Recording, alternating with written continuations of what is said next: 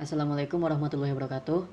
Saya Naufal Rizky Haq, mahasiswa dari program studi akuntansi Fakultas Ekonomi. Pada kesempatan kali ini saya akan mempresentasikan materi mengenai elastisitas permintaan.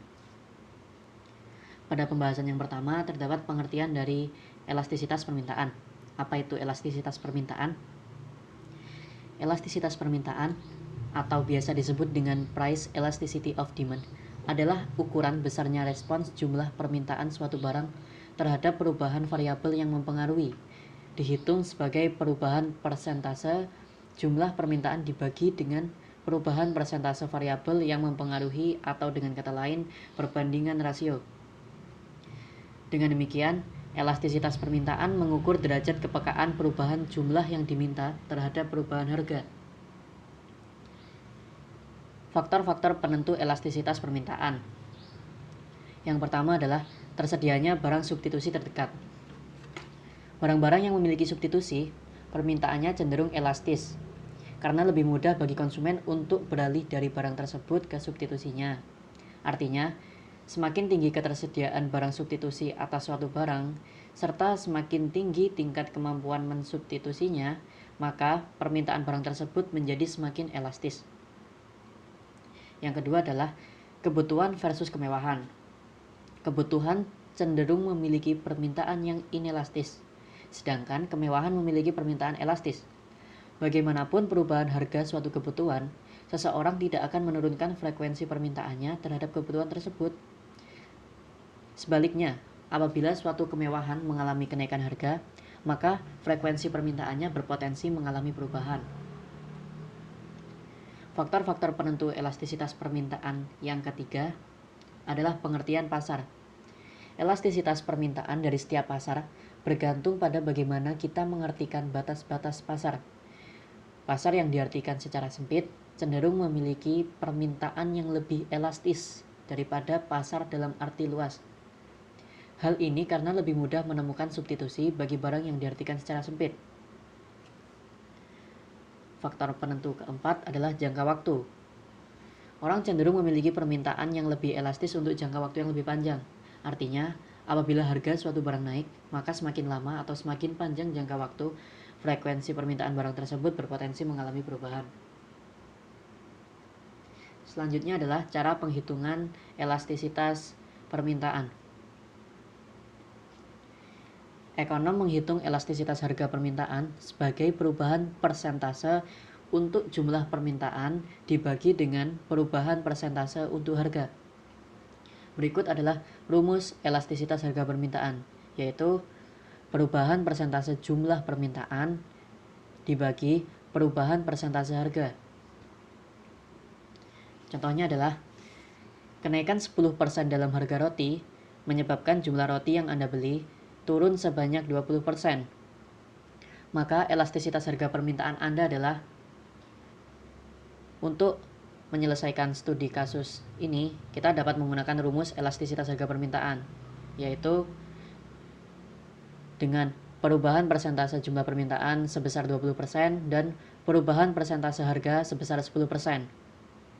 Dalam contoh ini, elastisitas adalah 2, yang mencerminkan perubahan dalam jumlah permintaan besarnya sebanding dengan 2 kali perubahan dalam harga.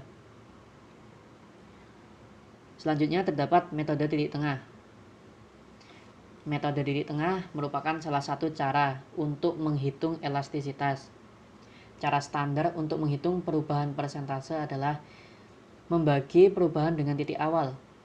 Sebaliknya, metode titik tengah menghitung perubahan persentase dengan membagi perubahan dengan titik akhir.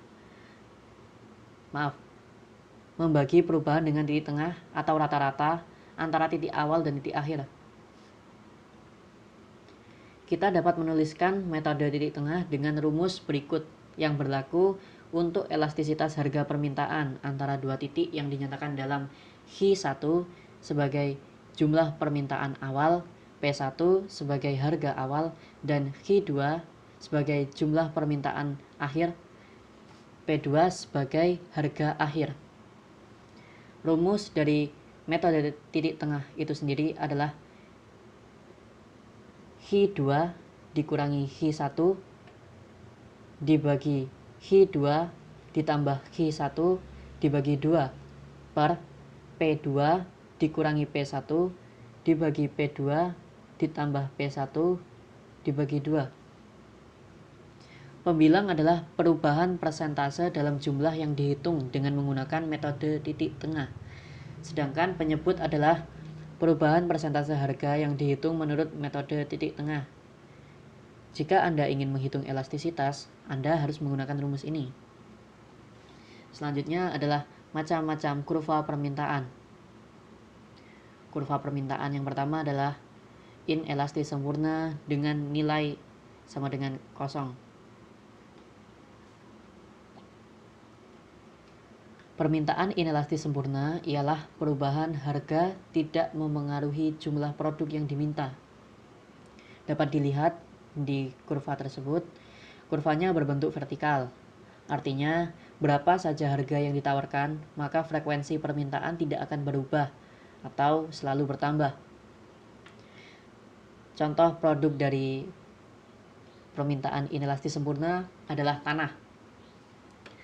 Harga tanah akan terus naik, serta permintaannya juga tetap bertambah.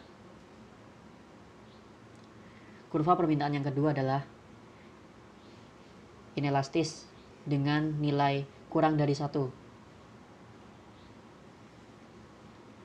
Permintaan inelastis dilambangkan dengan nilai kurang dari 1.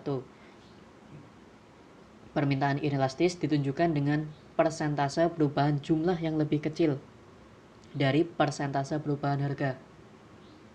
Artinya, perubahan suatu harga tidak berpengaruh banyak terhadap jumlah permintaan.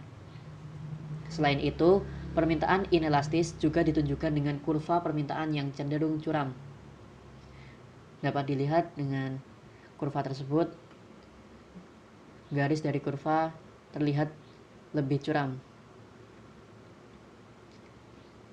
Selanjutnya, kurva permintaan yang ketiga adalah uniter dengan nilai 1.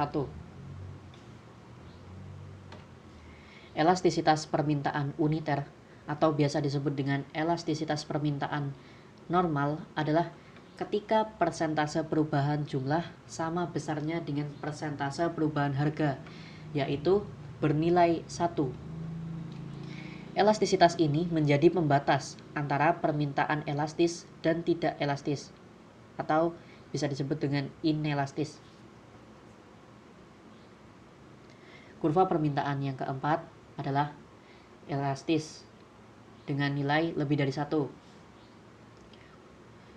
Permintaan elastis merupakan kebalikan dari permintaan inelastis. Permintaan elastis dilambangkan dengan nilai lebih dari 1. Permintaan elastis ditunjukkan dengan persentase perubahan jumlah yang lebih besar dari persentase perubahan harga. Artinya, perubahan suatu harga berpengaruh banyak terhadap jumlah permintaan. Selain itu, permintaan elastis juga ditunjukkan dengan kurva permintaan yang cenderung landai. Bisa dilihat melalui kurva permintaan elastis tersebut. Grafik atau garis dari kurva cukup landai. Hal ini cukup bisa menunjukkan bahwa permintaan elastis memiliki ciri yakni kurva permintaan yang cenderung landai. Kurva permintaan yang terakhir adalah elastis sempurna dengan nilai yang tak terhingga. Permintaan elastis sempurna merupakan elastisitas dengan nilai tak terhingga. Permintaan elastis sempurna ditunjukkan dengan grafik berbentuk horizontal. Elastisitas ini terjadi ketika masyarakat tidak ada yang sanggup membeli barang yang dijual dengan harga yang ditawarkan. Kenaikan harga sedikit saja mampu menurunkan jumlah permintaan menjadi 0. Sekian dari saya mengucapkan terima kasih dan wassalamualaikum warahmatullahi wabarakatuh.